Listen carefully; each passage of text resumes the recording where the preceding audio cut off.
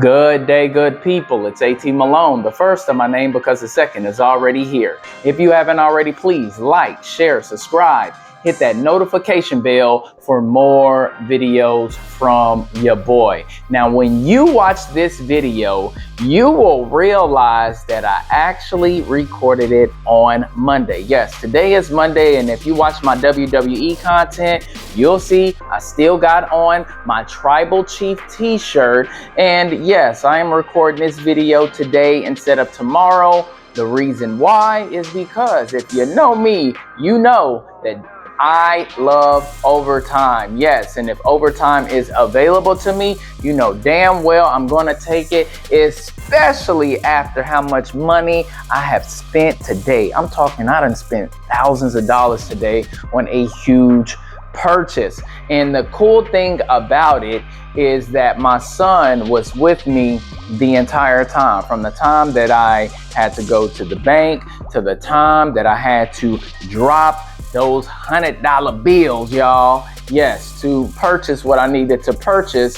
And once that happened, I got that message that overtime was available. And you know I took it because you know I got to recoup that money. And that's the type of mindset that I have, is that I don't mind spending money as long as I have the opportunity to recoup it. And I think we all need to think about that. This is why so many people go broke, they go into debt, because they're not thinking about whenever money starts coming out of their bank account, they're not thinking about, hey, I need to hurry up and put this money back in here so I'm not in the red, I'm not overdrafting, I'm not having any type of credit card debt. And every time there is a transaction, the first thing that comes into my mind is, how can I make this money back? And thank God that I am able to start recouping that money starting tomorrow. So this is why your boy is over here roughing it up.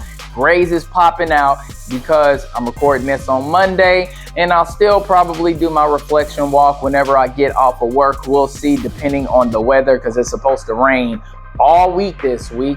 But yes, it is so important, guys, that we take our children throughout our travels, whether it's running errands, whether there's opportunities where you can teach them about, withdrawing money from the bank, counting the money as soon as the teller gives you the money, when you are doing certain transactions. And yes, I do this all the time with my son. Whenever there is an opportunity to teach a life lesson in real time, that's what I'm going to do.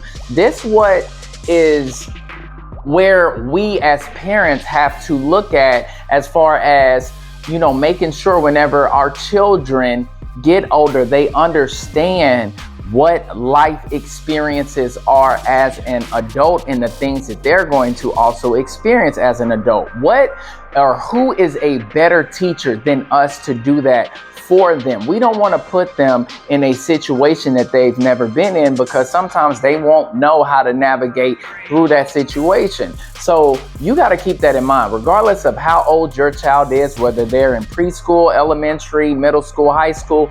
You have to start teaching your children these life lessons. Let them see even some of the mistakes that you've made, during that time. Or if you're negotiating something and maybe you didn't negotiate appropriately, you let them know, hey, I should have did this instead of that. So when it's your time, you can learn from this mistake that I made, because we make the mistake so our children don't. But we can't be so prideful that we're not willing to humanize ourselves to allow our children to understand that we make mistakes as well. So just make sure, guys, that you keep that in mind.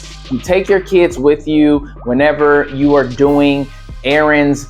There's certain things that they're going to experience whenever they become adults, and that you're experiencing now. So take them with your travels, your errand running, your negotiations, all of those things, so they can at least get a opportunity to experience these things in real time. All right, well, that was my freestyle thoughts for the week. But now we gotta get on Tuesday content. Even though it's a Monday, we are on The Richest Man Who Ever Lived, King Solomon's Secrets to Success, Wealth, and Happiness. And we are finally wrapping up chapter 15. And this is part 5, y'all. Yes.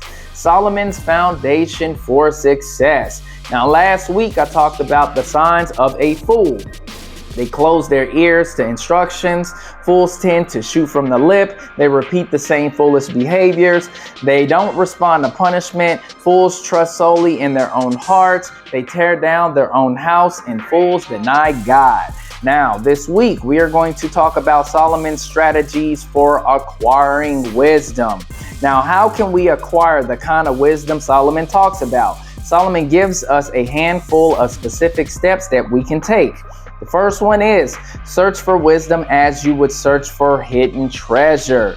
Few treasures are lying in plain sight. They have to be actively searched for. Solomon tells us to pursue wisdom with the passion of a gold miner and value it more than we would value gold and other treasures. Pay whatever cost it takes to acquire it, and once you have it, never discard it.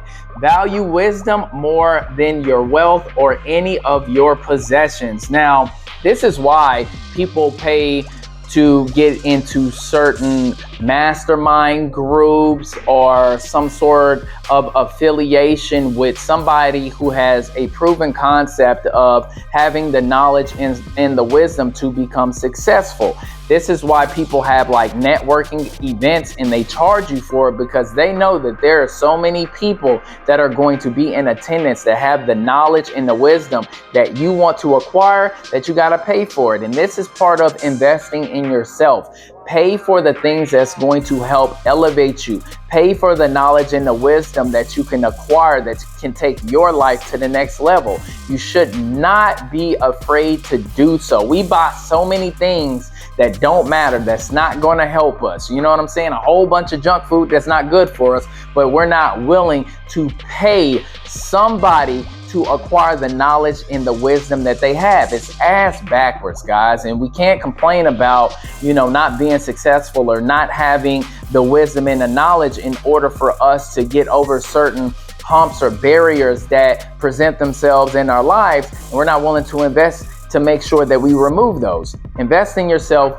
Pay for the knowledge, pay for the wisdom. If somebody that you know has it, do it. Sometimes all it is maybe taking somebody out to eat and just picking their brain, because some people that are willing to help you, they're willing to accept that meal because they know that they have the knowledge and the wisdom that can help you. So in their mind, they're like, listen, yes, I'm kind of doing this for free, but at the end of the day, they're the ones that's like taking me out and I don't have to pay for this food because I have something that they want. So it's kind of like a barter in a sense, right? You're trading your monetary, money that you are paying, and they're trading their time to help you, to give you the knowledge and the wisdom that you want to acquire. All right.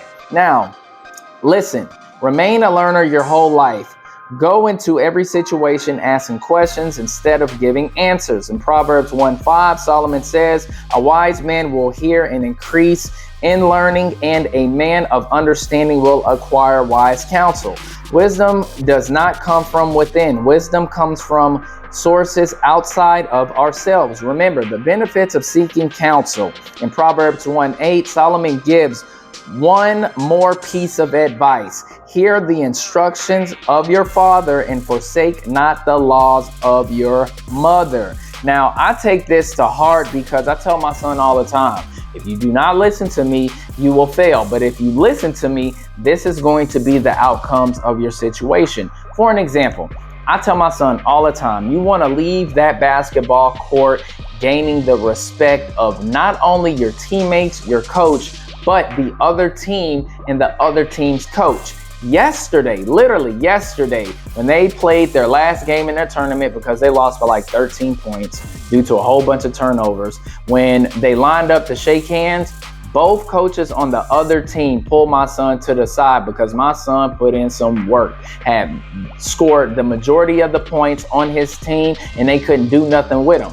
So the coaches pulled my son to the side, gave him his props, and told him, hey, keep shooting, keep doing what you're doing, keep doing your thing. And that is exactly what the outcome was, because he did everything that we trained on, everything that we had discussed throughout the whole week. He executed it, and those were the results. So guys, you got to understand something. When people are giving you wisdom, encouragement, knowledge, you have to use it. You have to retain it. You have to listen. Don't be a hard-headed person, because a hard head makes a soft ass. We know that. And what does that mean? You continue to be hard-headed. You continue to disregard information, knowledge, and wisdom people are trying to put into you. You're going to keep falling on your butt because of failure. All right.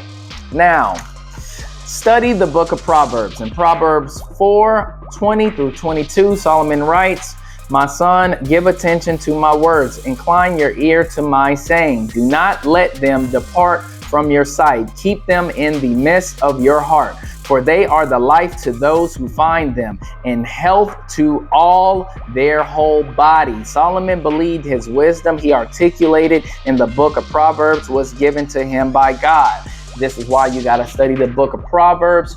Or what you can do is just watch this whole series of The Richest Man Who Ever Lived. If you want a real-time breakdown to what the book of Proverbs means, how it relates to real life, including my life, and keep it moving. All right.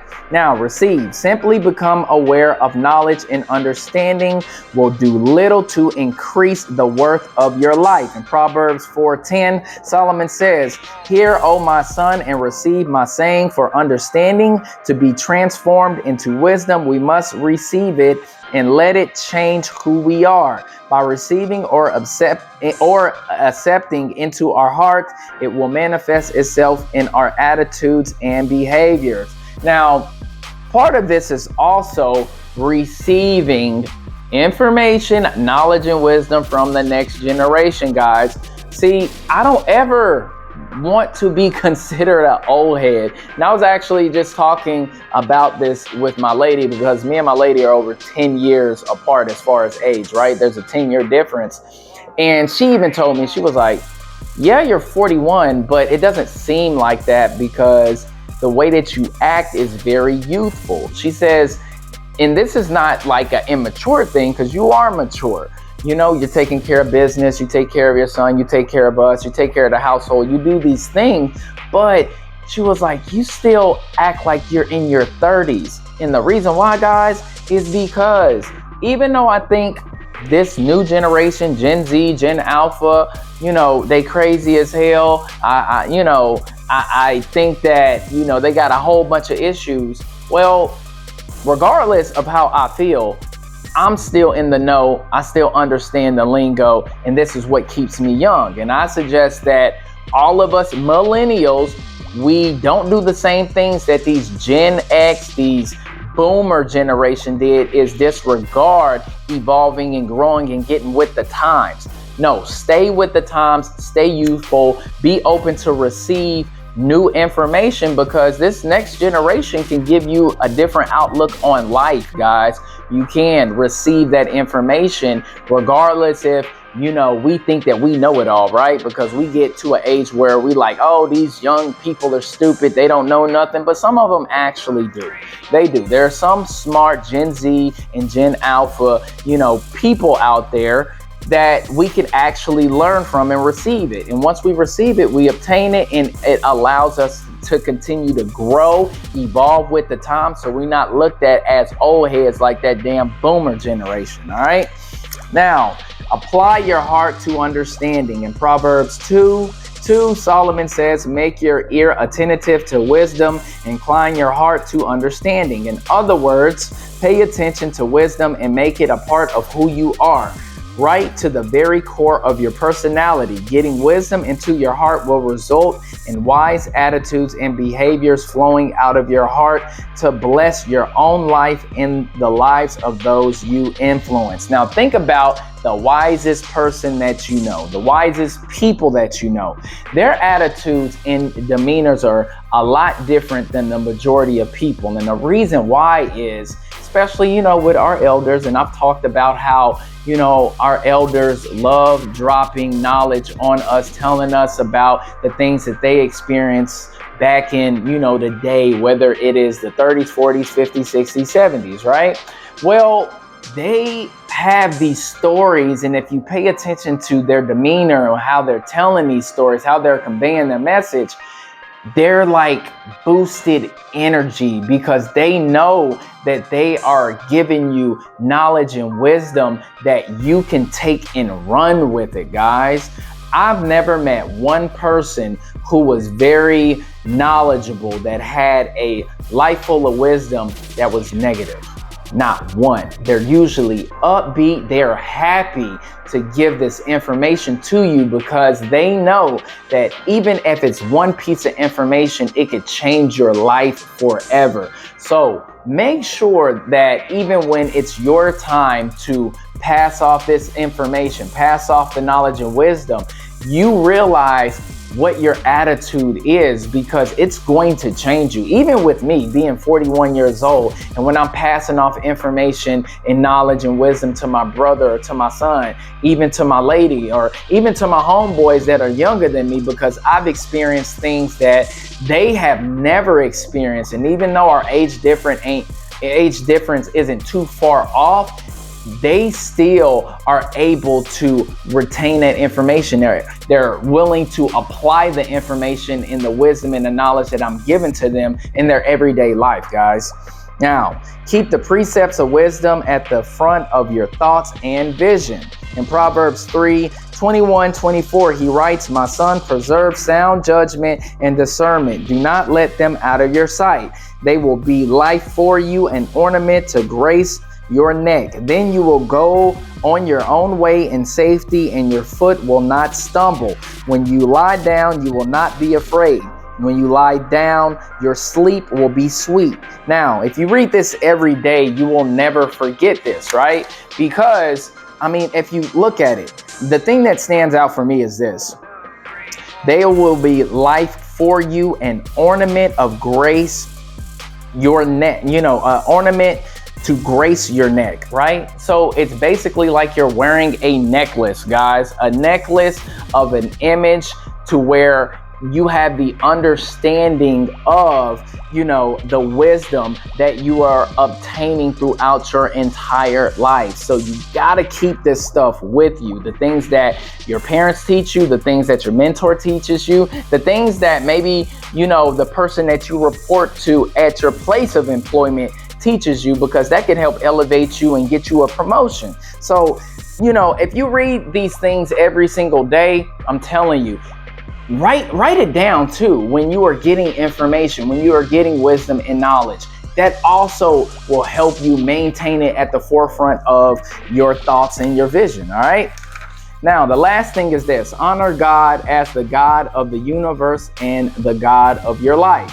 Now, this was Solomon's first step to acquiring wisdom. In Proverbs 1:7, he writes, "The fear of the Lord is the beginning of knowledge." And in Proverbs 9:10, he says, "The fear of the Lord, the beginning of wisdom." Holding God to the highest esteem, not being terrified by God, and valuing him as the God of the universe and crowning him as the reigning king of your life. From Solomon's perspective, if God exists, then by definition, anything God says is the ultimate truth. This is why Solomon says that fearing God is the beginning of wisdom.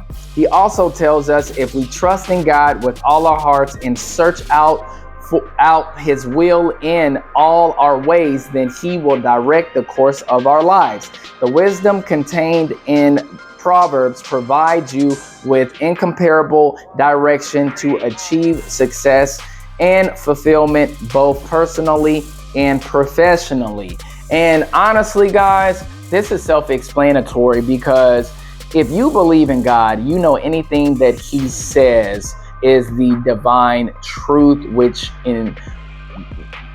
we should be honoring every single word. Why do you think in the Bible, when anybody is speaking of God, it is capitalized? Him, God, Lord, right? So he is the highest standard in how we should hold him in the highest regard, which means that anything that he says, his words, we have to look at that and treat it like gold, like it's the highest esteem. But you also have to believe and have that relationship with God in order to understand it, right?